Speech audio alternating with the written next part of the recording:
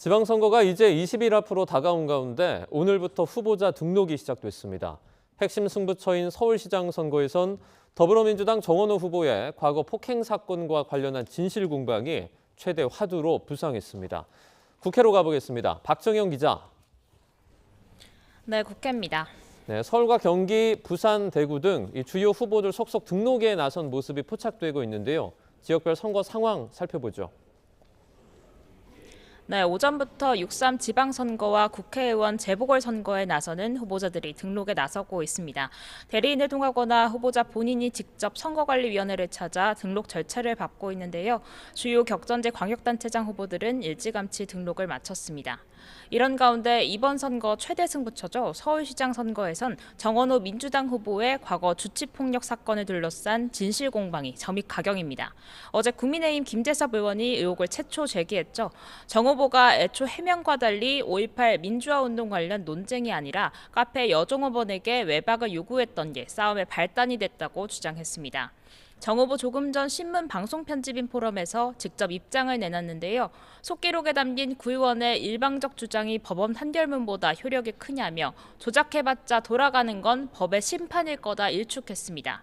다만 이유 여하를 막론하고 심려를 끼친 데는 송구하다고 밝혔습니다. 이와 함께 의혹을 제기한 김재섭 의원을 허위사실 공표로 고발하며 정면 대응을 선택했습니다. 민주당도 과거 국민의힘이 윤석열 전 대통령 상대인 이재명 대통령의 허위 조폭설을 유포하더니 이젠 정 후보냐며 의혹을 제기한 김 의원을 윤어게인 주니어라고 비꼬았습니다. 하지만 국민의힘의 추가 폭로가 이어지면서 파장은 일파만파 커지고 있습니다. 주진우 의원이 당시 폭행 피해자 증언을 공개했는데 5.18 때문에 논쟁한 적 없다며 정 후보 주장을 정면 반박한 겁니다. 당이 전면 화력전에 나선 가운데 당사자인 오세훈 후보는 직접 언급을 삼가고 있습니다. 네거티브 공세와는 거리를 두겠다는 건데 대신 지지율 역전을 위해 부동산 등 정책에 집중하며 중도 확장에 사활을 걸었습니다. 오늘은 유승민 전 의원을 만났는데 유 전 의원은 이재명 정권 폭주 저지와 보수 재건을 위해 반드시 승리해야 한다며 추후 선거운동도 적극 돕겠다고 밝혔습니다. 재보궐 지역은 단일화가 최대 관심사입니다. 민주당은 후보 등록 마감일인 내일까진 단일화 작업을 마무리하는 게 최선이란 입장인데요. 당장 울산시장 선거에서 민주당, 조국혁신당, 진보당 사이 협상이 한창인데 조국혁신당 측은 이르면 오늘 오후 의미 있는 진전이 있을 수 있다고 전했습니다. 민주당은 다만 평택 지역의 경우 김용남 후보 완주 의지가 높아 조국혁신당 후보와 단일화 성사가 쉽지 않아 보인다고 밝혔습니다.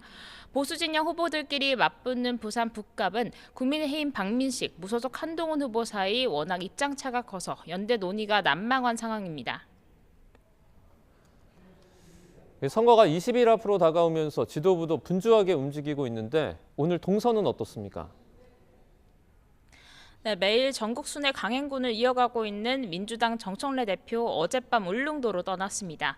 이른 아침부터 울릉도 곳곳을 누비며 시민들과 접촉면을 넓히고 있는데 농어촌 기본소득의 울릉도를 포함하는 등 민원 해결을 즉석에서 약속하기도 했습니다. 인구 8,000명의 울릉도까지 찾은 건 유권자 한 명이라도 더 챙기겠다는 자세라는 게 정 대표 설명입니다.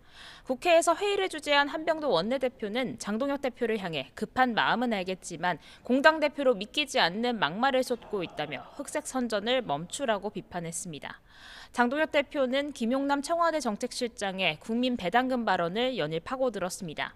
이재명 정부 들어 국가 채무가 1,300조를 넘어섰다. 부채의 슈퍼사이클이라며 초과세수로 빚부터 갚아야지 포퓰리즘이 가당키나 하냐고 맹폭했습니다.